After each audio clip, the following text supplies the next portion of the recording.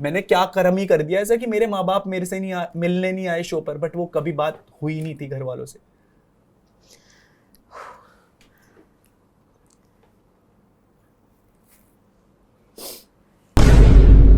Hello ji, this is your बाबू भैया, and बहुत कुछ चीज़ें शेयर करी है, एंड शुक्रिया सिद्धार्थ भाई। I saw you last time, हम लोग एक इवेंट में मिले थे। I am always a pleasure of you. आप बहुत अच्छा करते हो ज़िंदगी में, and I am really happy कि आपके चैनल के थ्रू एक कहीं ना कहीं वो स्टोरी सामने आई है, एंड रियलिटी सामने आई लोगों के। Thank you, and please watch this, subscribe to this channel, like share comment. 3 महीने बाद बोल रहा हूँ तो कर दे।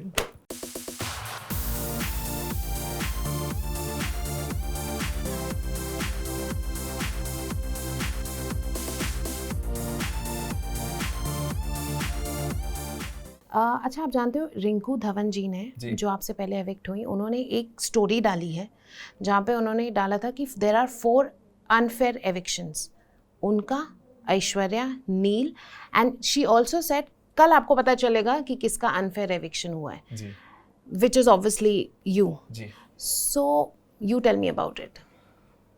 ये अनफेयर एविक्शन की स्टोरी तब शुरू हो गई थी जब बिग बॉस वर्सेस मी का एक बहुत वॉर शुरू हो गया था। आज तक मैंने बिग बॉस वर्सेस मतलब किसी को नहीं देखा था। It was all about contestant versus contestant. मैं आपसे अंदर फाइट कर रहा हूँ, आप मेरे से अंदर फाइट कर रहे हो। मैं जब इस शो में गया था तो मेरे दिमाग में था ये एक रियलिटी शो है, यहाँ पर आपको एक कहीं ना कहीं रियलिटी चेक दिया जाता है लोगों का कि लोग अपनी रियल लाइफ में कैसे हैं। मैं आपको रियल लाइफ में ऐसे ही मिलूंगा, मैं शो के अंदर भी ऐसे ही था। फ़र्क केवल ये है कि शो वालों ने ऐसा दिखाया नहीं, और आपके इस यूट्यूब प्लेटफॉर्म से वो चीज़ दिखेगी। आप दिखा रहे हो, यस।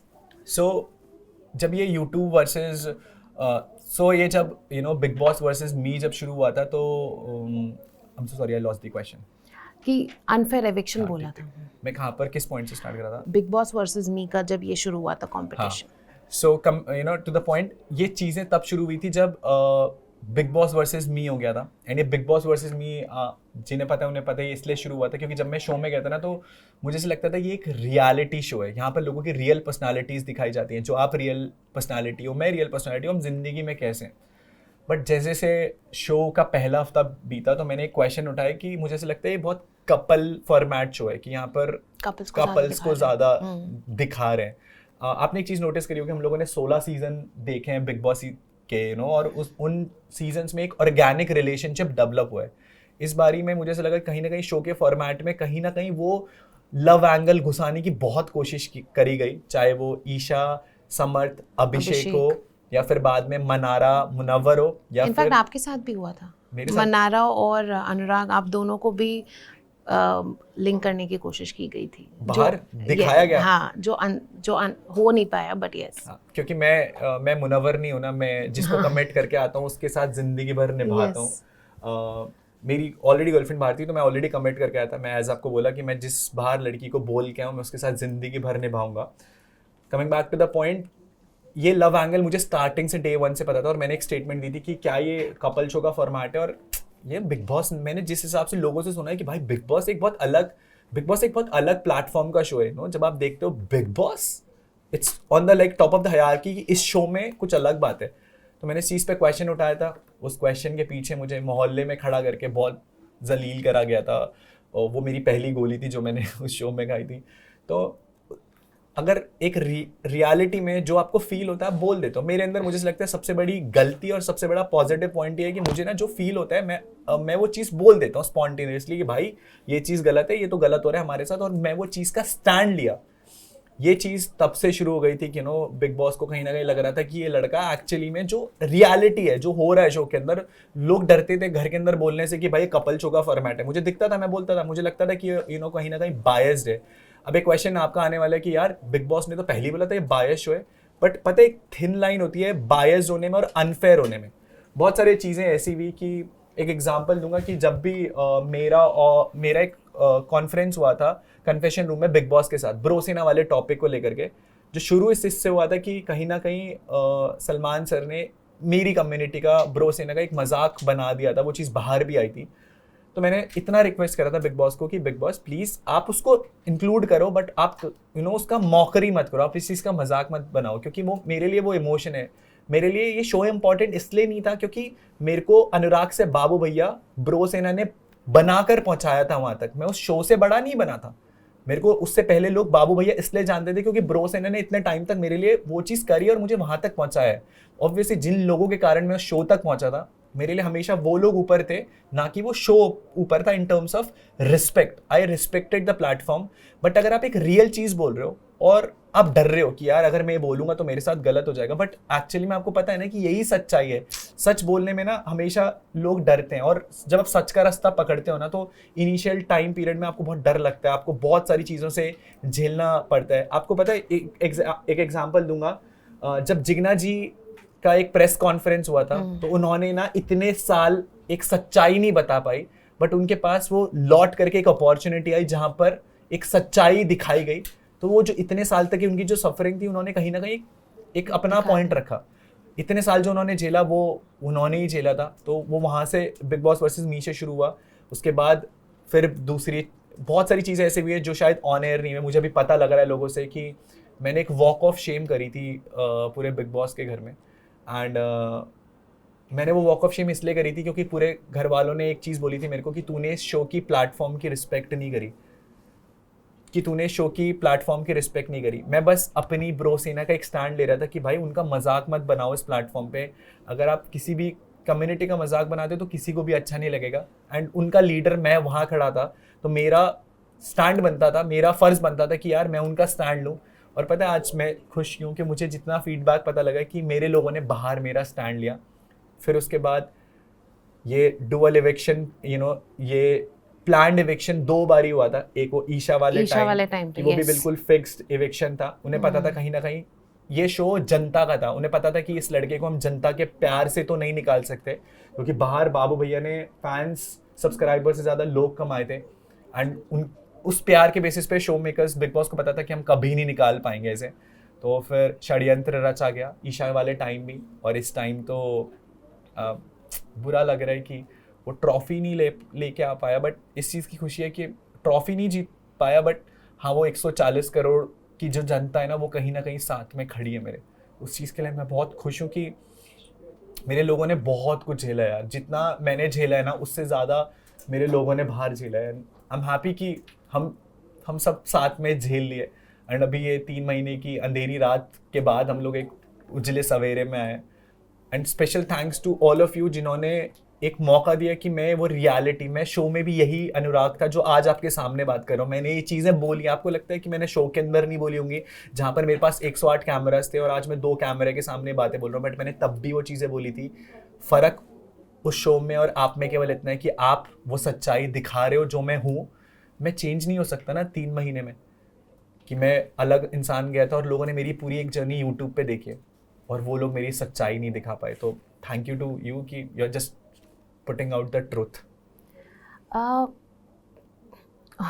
ओके, मैं ये पूछ रही थी कि एल्विश ने भी, एल्विश जो आपको बहुत ज़्यादा सपोर्ट करते हैं, 23rd December, 23rd या 24th December के he had put out a tweet saying कि I think Big Boss is trying to evict अनुराग।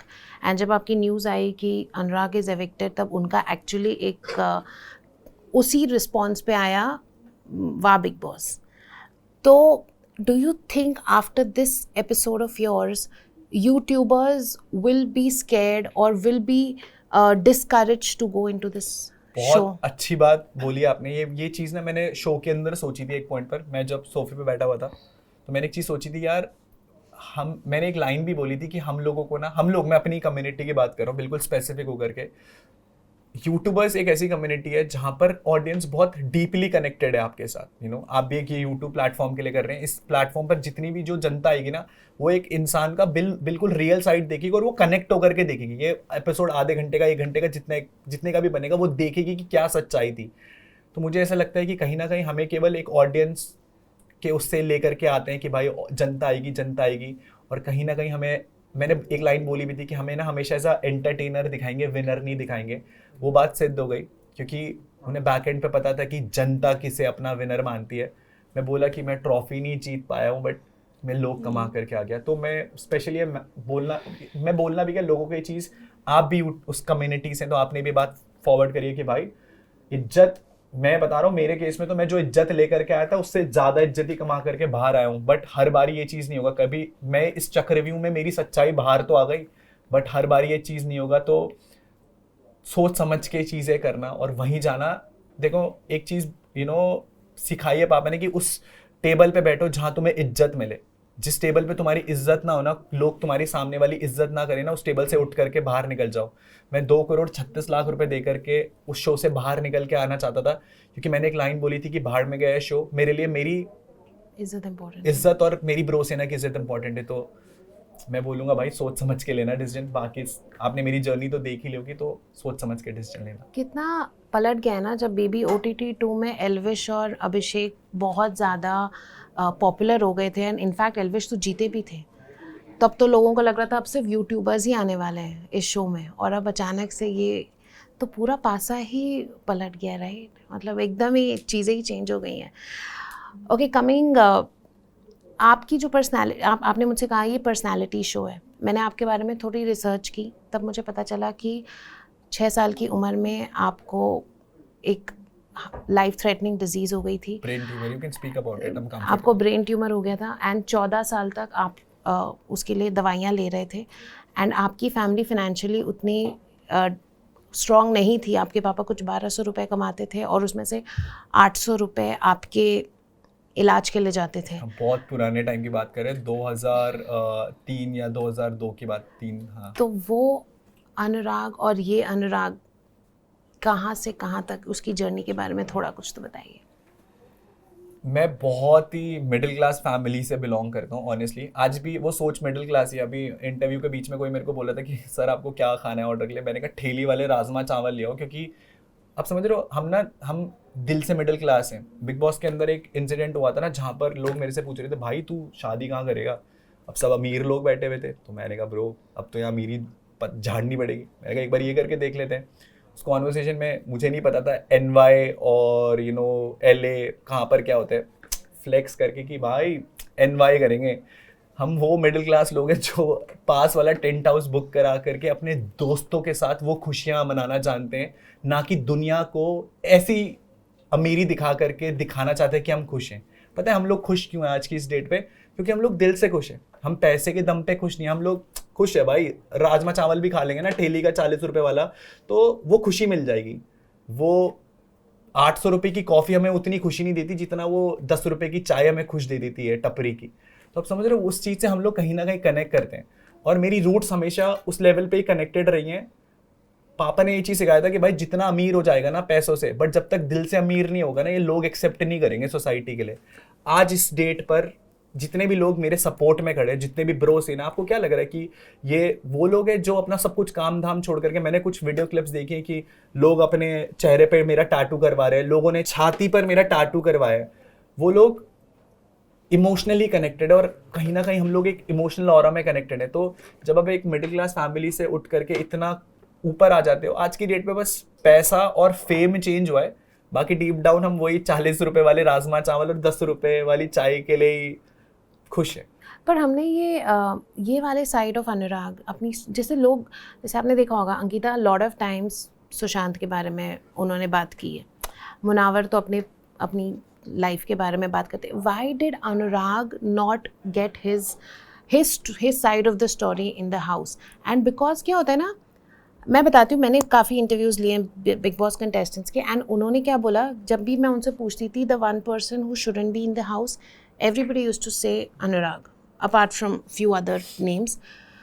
तो ऐसा क्या हो गया अनुराग कि आपने अपनी साइड ऑफ द स्टोरी कभी बताई नहीं? बिकॉज क्या होता है ना, आई टेल यू, जो लोग ब्रो सेना को नहीं जानते, including me, honestly I will be very honest, वो हम लोगों को लगता था कि थोड़ा शायद आपको ब्रो सेना का वो एरोगेंस है या वो घमंड है, मेरी ब्रो सेना, और मे बी हमको शायद दिखाया नहीं जाता था, पर हमने कुछ देखा नहीं आपको करते हुए। तो मुझे ऐसा लगता था कि a lot of people when they contestants used to say कि Anurag shouldn't be in the house, तो फिर what do you think is the reason? मैं बहुत अच्छे से मैं ना सोचा हुआ था ये क्वेश्चन आएगा।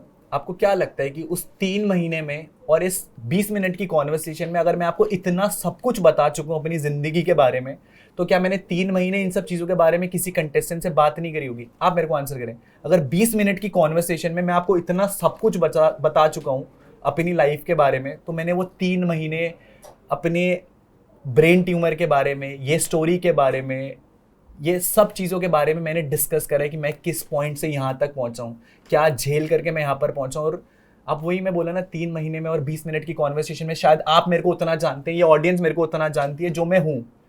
फ़र्क केवल इतना था कि ये सारी चीज़ें मैं सिंपैथी कार्ड के लिए नहीं खेलना चाहता था।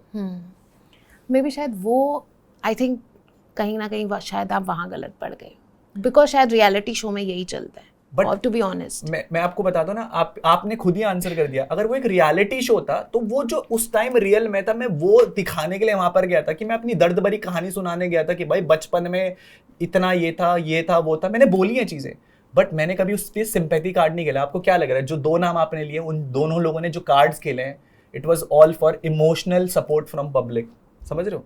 एंड चीजें गई होंगी, सब लोग जिंदगी में कुछ ना कुछ करके गए हैं। फ़र्क केवल इतना था कि उनकी चीज़ वो दिखाई गई और मेरी चीज़ वो कभी दिखाई नहीं गई। मैं आपको एक चीज़ पे पॉइंट आउट करता हूँ यहाँ पर कि एक इंसिडेंट हुआ था जब बिग बॉस ने मेरे को हाफ इन्फॉर्मेशन दी थी कि हमने आपके घर वालों को और ब्रो सेना को बुलाया था, वो आए नहीं। पता और आपके भाई ने स्टोरी डाली थी कि हमको ये बोला गया था कि डिस्कशन हमसे होगा, अनुराग से डिस्कशन नहीं होगा। बिल्कुल, आप समझ रहे हैं ये रियलिटी क्या थी। अब आपको रियलिटी चेक मिल रहा है कि उस पॉइंट पर अगर आप उस शो में, मैं उस जब शो में था ना, तो मेरे को ऐसा लग रहा था कि मेरे पापा को 2 बारी ब्रेन स्ट्रोक पड़ा है। पॉडकास्ट है, पूरी रियलिटी, लोगों को मैं आज जो चीज़ें बोल रहा हूँ ना, वो 1 साल पहले मेरे साथ हो चुकी हैं, तो वो प्रूव है। ऐसा नहीं होगा कि मैं घर जा करके कुछ एक स्टोरी बना दूंगा, उससे एक हर चीज़ का व्लॉग है। जितने भी लोगों को ये चीज़ें जो मैं बोल रहा हूँ ना, ये व्लॉग में पूरा ऑलरेडी शूट होकर के जा चुका है, लोगों ने देखी है स्टोरी।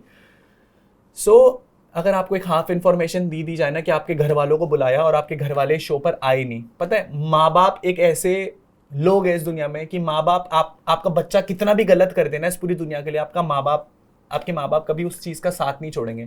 आपका लड़का जितना भी गलत हो जाए ज़िंदगी में, एक माँ, मैं बात करूँगा, एक माँ के लिए आप हमेशा सही रहोगे। तो आपको लगता है कि क्या मेरे माँ बाप तक अगर ये कम्युनिकेट करा गया था कि आपको शो पे बुला रहे हैं अनुराग के लिए, वो नहीं आते। बीइंग अ मदर, मुझे पता है जितने भी माँ ये चीज़ें देख रही हैं, जितने भी लोग ये चीज़ देख रहे हैं, अगर ये बात मेरी माँ तक पहुँचाई गई होती रियल सेंस में, रियलिटी में, कि भाई आपको शो पे बुला रहे हैं मेरे लिए, देख करके कि मैं रो रहा हूँ, परेशान हूँ, मेरी माँ नहीं आती क्या उस शो पर? भयंकर ये रियलिटी चेक है कि यार एक माँ तो आती ना शो पर। और उस दिन मैं क्या सोच रहा था अपने लिए कि यार मेरे पापा की तबीयत खराब हो गई होगी या फिर मेरी मम्मी की तबीयत खराब हो गई होगी, क्योंकि पास में ऐसे इंसिडेंट हुए हैं मेरे साथ जहाँ पर मेरी फैमिली ने मेरे से ये चीज़ें इसलिए नहीं बताई क्योंकि उन्हें लगता था कि हमारा लड़का काम कर रहा है ज़िंदगी में।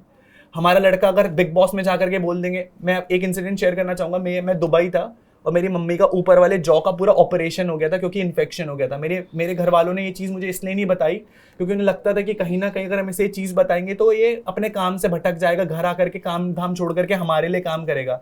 आप ये सोचो, उस पॉइंट पर ये बात भी मैंने बोली है, लेकिन ये बात कहीं दिखाई नहीं गई होगी उस प्लेटफॉर्म पर कि अनुराग ये शेयर कर रहा था कि मैं अपने लिए, घर वालों के लिए क्या फील कर रहा हूँ। इन्होंने हाफ इन्फॉर्मेशन दे करके मुझे अंदर इतना टॉर्चर करा ना कि तेरे घर वाले शायद इसलिए नहीं आए कि पता नहीं क्यों नहीं आया। आप ये सोच रहे हो कि मैं क्या फील कर रहा था उस पॉइंट पर कि मेरे माँ बाप उस प्लेटफॉर्म पर क्यों नहीं आए। यार मेरे माँ बाप तो आना था, चलो फैंडम नहीं आए, बट मेरे माँ बाप तो आते। मैं आज वो चीज़ रखना चाहता हूँ कि किसके माँ बाप नहीं आएंगे जब मैं इतना सब कुछ शो में फेस कर रहा था, इतना सब कुछ मैंने झेला। एक माँ तो आती ना अपने बेटे के लिए हमेशा। अगर ये बात सच्ची में मेरे घर वालों तक पहुँचाई जाती, वो स्टोरी भी फेक थी कि आपके घर वालों को बोला और आपने ये चीज़ बोली, मुझे नहीं पता था कि मेरे ये चीज़ बोली गई थी कि हम लोग केवल अनुराग से डिस्कशन नहीं करेंगे, केवल आपसे डिस्कशन करेंगे। ये बात भी मुझे नहीं पता थी। उसके बाद अगर मैं अब समझ रहा हूँ मैं किस मेंटल ट्रॉमा से उस शो के अंदर गया हूँ कि हाफ ऑफ इन्फॉर्मेशन करके बस मेरी धज्जियाँ उड़ाई जा रही थी हर एक पॉइंट पर कि तू सह ब्रो। मैं सह रहा था। उसके बाद भी मैं अगले दिन उठता था, बाथरूम में जाकर के रोता था। कभी बाहर 1-2 बार ही रोया हूँ, केवल स्टार्टिंग में बाथरूम में जाकर के रोता था 1-1 घंटा कि क्या फील कर रहा हूँ और क्या हो रहा है मेरे साथ, बट स्टिल झेल लिया एंड तक, छाती पे गोली खा ली। ये सब कुछ हुआ है मेरे साथ शो में। मेरे साथ शो में वॉक ऑफ शेम हुआ है। वॉक ऑफ एक पूरी एक्टिविटी मेरे लिए बनाई गई थी। मैं ये सच्चाई है, ये फुटेज है उन पे, ये चीज़ मैं देख करके आऊँ। एक पूरी एक्टिविटी में मेरे को खड़ा कर दिया गया कि तूने शो की डिसरिस्पेक्ट करी, और पूरे घर वाले शेम शेम अनुराग, शेम शेम अनुराग चिल्ला रहे थे। पूरी ये एक्टिविटी दिखाई नहीं गई होगी, दिखाई नहीं। मैं उस पूरे घर के सामने मेरे को जलील करा गया कि तूने शो की डिसरिस्पेक्ट करी, तो मैं एक शेम का बोर्ड लेकर के उस पूरी एक्टिविटी से गया हूँ। आप समझ रहे हो मैं क्या फील करके आया हूँ अंदर से। ये मेरी साइड ऑफ द स्टोरी है जो मैंने फील करा, जो कभी मैं अगर एक 20-30 मिनट के कॉन्वर्सेशन में अगर मैं आपसे रख पा रहा हूँ, तो मैंने क्या ये शो के अंदर ये चीजें नहीं करी हैं?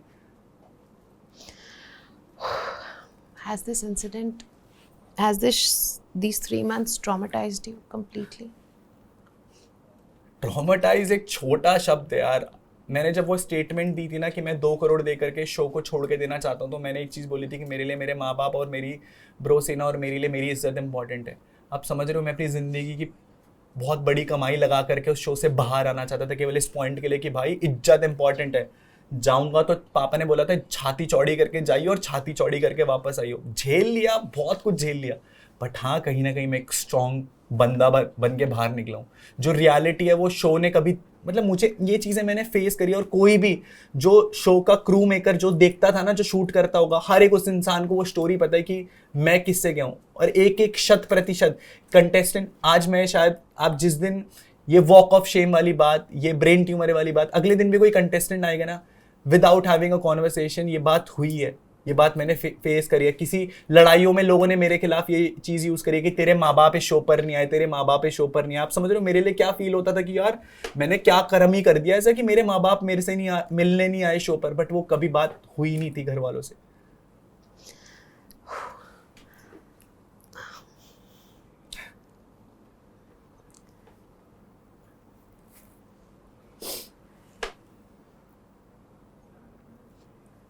I hope, Anurag, you find the strength, and I hope that you're able to come out of this, and आपकी ब्रो सेना के लिए आप और अच्छे वीडियोस बनाएं, and I wish you all the luck. शुक्रिया, Thank you so much.